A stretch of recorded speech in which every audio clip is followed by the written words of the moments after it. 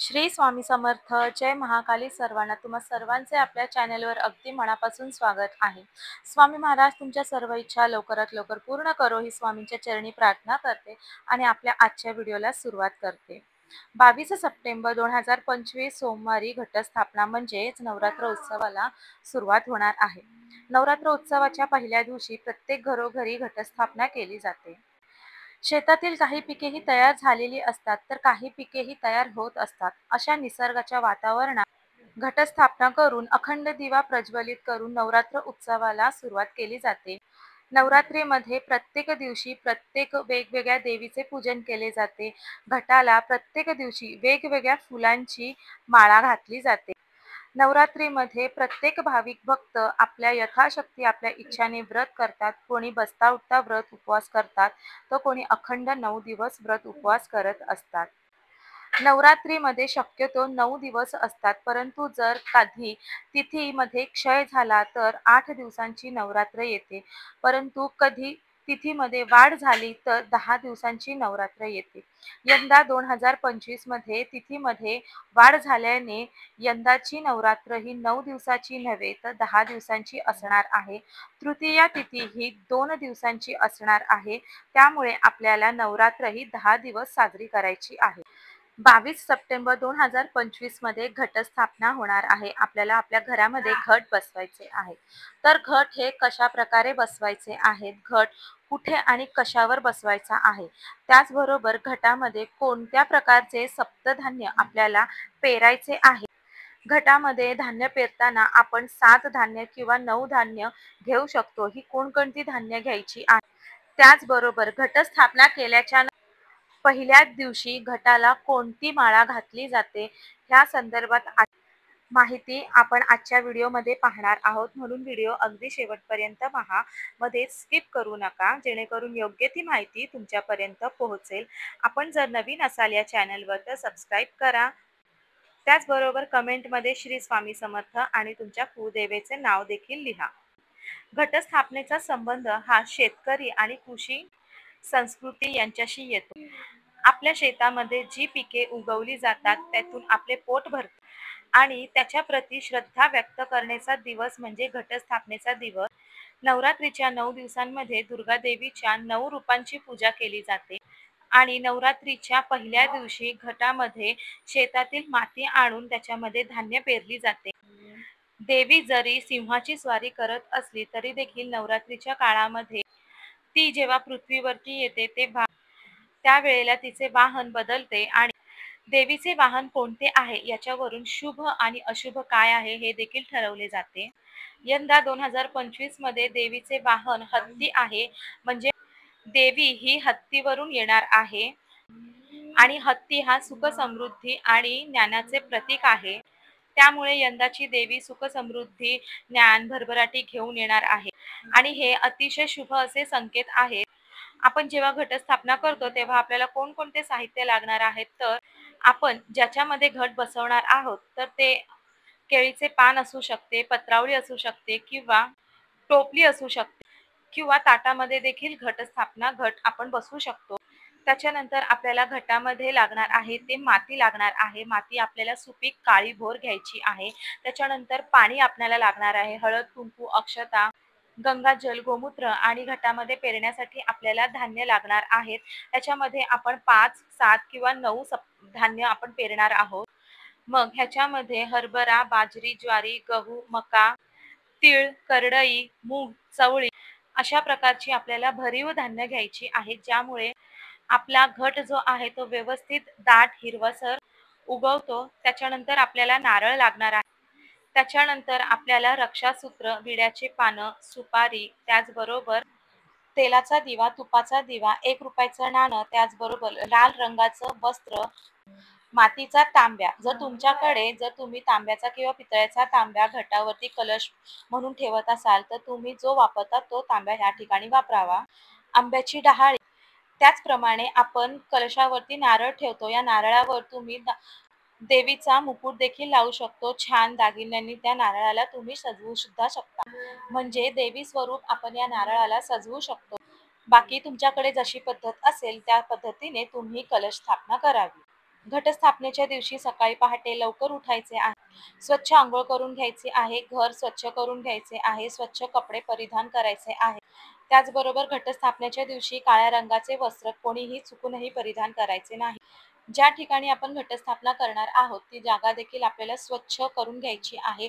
गोमूत्र आपल्याला घरभर शिंपडायचे आहे. तुमच्या देवघरामध्ये मंगल कलश हा अगोदरपासून तुम्ही स्थापन केलेला असेल तर त्या कलशातील पाणी आपण बदलायचे आहे. कलशातील नारळाला जर कोंब वगैरे आला असेल किंवा नारळाला तडा वगैरे गेला असेल तर तो नारळ चेंज करायचा आहे. आणि जर कोणाच्या देवघरामध्ये अजूनपर्यंत मंगल कलशाची स्थापना केलेली नसेल तर त्यांनी घटस्थापनेच्या दिवशी मंगल कलशाची स्थापना करावी. त्याच्यानंतर आपल्याला आपले देवघर स्वच्छ करायचे आहे. देवघरातील प्रत्येक देवी देवतांच्या मूर्तीला छान अभिषेक करून घ्यायचा आहे. प्रत्येक देवी देवतांना आपल्याला विड्याच्या पानांचं आसन द्यायचे आहे आणि देवपूजा करून झाल्याच्या नंतर आपल्याला घट बसवायचे आहे. घटस्थापना आपण देवघरासमोर किंवा देवघराच्या बाजूला किंवा देवघरामध्ये देखील जागा असेल तर त्या ठिकाणी करू शकतो. आपण ज्या ठिकाणी घट बसवणार आहोत त्या ठिकाणी आपल्याला गंगाजल आणि गोमूत्र शिंपडून घ्यायचे आहे. त्या ठिकाणी पाट किंवा चौरंग मांडून त्याच्यावरती लाल वस्त्र अंथरून घ्यायचे आहे. सर्वप्रथम आपल्याला दिवा प्रज्वलित करून घ्यायचा आहे. त्याला अखंड दिवा असे म्हणतात. अखंड दिवा ठेवण्यासाठी अष्टदळ कमळ आपल्याला अक्षतांनी तांदळाने काढायचे आहे आणि ह्या आसनावरती अखंड दिवा ठेवायचा आहे. त्याच्यामध्ये तूप किंवा तेल तुम्ही घालू शकता आणि दिवा प्रज्वलित करून घ्यायचा आहे. दिव्याला हळद कुंकू अक्षता फुलं अर्पण करून घ्यायची आहे. अशा प्रकारे दिव्याची पूजा करून झाल्याची नंतर आपल्याला सर्वात आधी संकल्प करायचा आहे. संकल्प घेण्यासाठी उजव्या हातामध्ये हळद कुंकू अक्षता एक फूल किंवा फुलाची पाकळी आणि थोडेसे पाणी घ्यायचे आहे. तर आपण संकल्प करताना आपण म्हणायचे आहे आपल्या कुळदेवीला आपल्या भगवतीला म्हणायचे आहे. तुमचे नाव घ्यायचं आहे, तुमचं गौत्र म्हणायचं आहे.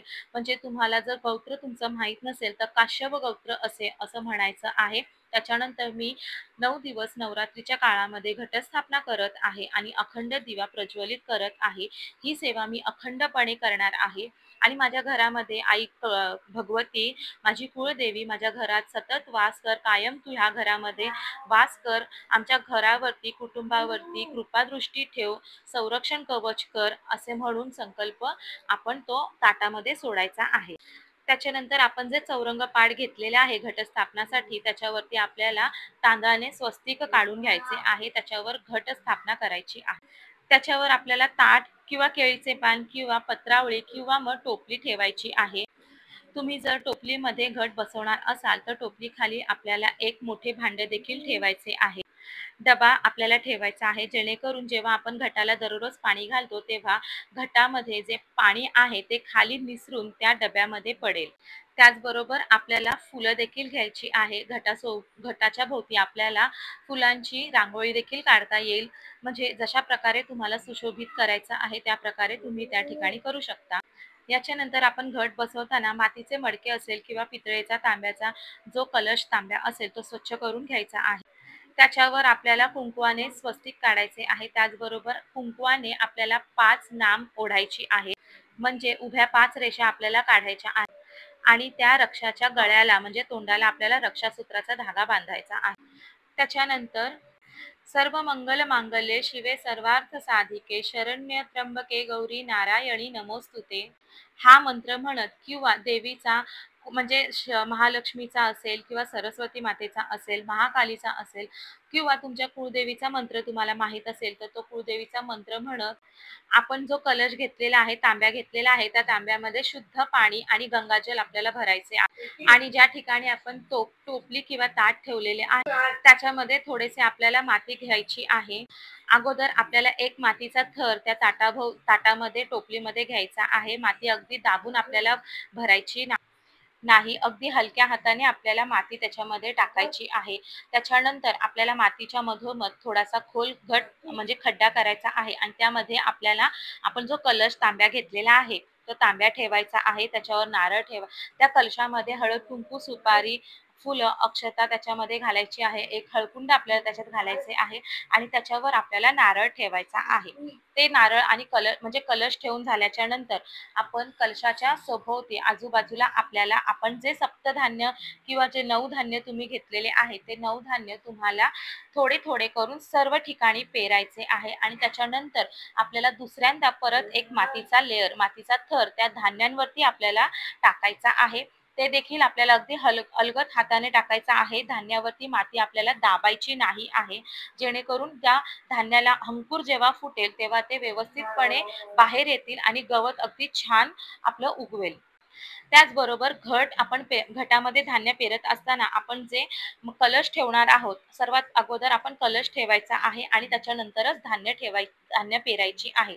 जर तुम्ही धान्य ही मातीमध्ये मिक्स करून पूर्ण ताटात टोपलीमध्ये घातलीत आणि त्याच्यावर तुम्ही कलश ठेवला तर 2 ते 3 दिवसांनी धान्याला अंकुर फुटतो आणि त्याच्यामुळे मग आपण जो कलश ठेवलेला आहे तो कलश हलतो, म्हणजे वाकडा होतो किंवा तो कलश त्या ठिकाणाहून पडला देखील जाऊ शकतो. त्याच्यामुळे धान्य हे कधीही कलशाच्या अवतीभोवती सभोवर घालायचे आहे. कलशाच्या खाली आपल्याला धान्य घालायचे नाही.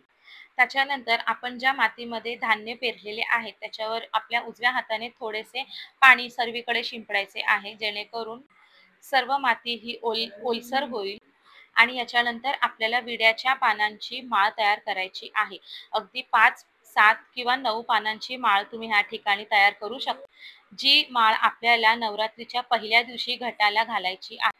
ज्या ठिकाणी आपण घट बसवलेला आहे त्याच्या वरच्या भागेला आपण काही ना काहीतरी त्या ठिकाणी खिळा वगैरे किंवा छोटंसं जे सेलोटेप सारखं काय असेल त्या ठिकाणी ते लावायचं आहे किंवा अधेसिव्ह हुक लावायचं आहे, जेणेकरून आपण त्या ठिकाणाहून आपल्या घटाच्या कलशापर्यंत आपण जी माळा घालणार आहोत ती माळा तिथपर्यंत पोहोचेल. तर अशा प्रकारे पहिल्या दिवशी आपल्याला विड्यांच्या पानांची माळ घालायची आहे. त्याचबरोबर घटस्थापना झाल्याच्या नंतर देवीची आरती करायची आहे. धूप दीप अगरबत्ती ओवाळून घ्यायची आहे. प्रथम गणपती बाप्पाची आरती करा, त्याच्यानंतर दुर्गा देवी भगवतीची आरती करा, कुळदेवीची आरती करा आणि नवरात्रीच्या पूर्ण 9 दिवसांमध्ये माळ आपल्याला दररोज चेंज करायची असते. दररोज वेगवेगळ्या पद्धतीची माळ घालायची आहे. घटाला पहिल्या दिवशी आपण जी माळ घातलेली आहे ती माळ दुसऱ्या दिवशी काढायची नाही. त्या माळेवरच आपल्याला दुसरी माळ घालायची आहे. तिसऱ्या दिवशी तिसरी माळ घालायची आहे. चौथ्या दिवशी चौथी माळ घालायची आहे. अशा प्रकारे प्रत्येक 9 दिवस त्या माळा आपल्याला तशाच त्या ठिकाणी ठेवायच्या आहेत. ज्या दिवशी आपण घट हलवतो तर ते विजयादशमीच्या दिवशी किंवा नवमीच्या दिवशी काही भागांमध्ये घट हलवण्याची प्रथा आहे. तर ज्या दिवशी घट हलवली जातात तेव्हाच ते घटावरच्या माळा त्या खेचून तोडल्या जातात. घटाला पहिल्या दिवशी विड्यांच्या पानाचीच माळ असते. जर तुम्हाला फुलांची माळा घालायची असेल तर तुम्ही ह्या ठिकाणी शेवंती, सोनचाफा यांसारखी पिवळ्या फुलांची माळ घालू शकता. त्याचबरोबर आपण घटस्थापनेच्या म्हणजे जिथे घट बसवलेला आहे त्या सभोवतीच आपण अखंड दिवा देखील लावलेला आहे. अखंड दिव्याची देखील आपल्याला 9 दिवस काळजी घ्यायची आहे. दिवा हा शांत होता कामा नये याची देखील काळजी घ्यायची आहे. तर अशा प्रकारे आपल्याला घटस्थापना करायची आहे. आजचा व्हिडिओ तुम्हाला माहितीपूर्ण वाटला असेल, उपयुक्त वाटला असेल तर आपल्या व्हिडिओला लाईक करा, जास्तीत जास्त शेअर करा आणि नवीन असाल चॅनलवर तर सबस्क्राईब देखील करा. पुन्हा भेटू अशाच एका नवीन माहितीच्या सोबत. तोपर्यंत सर्वांना श्री स्वामी समर्थ. जय महाकाली.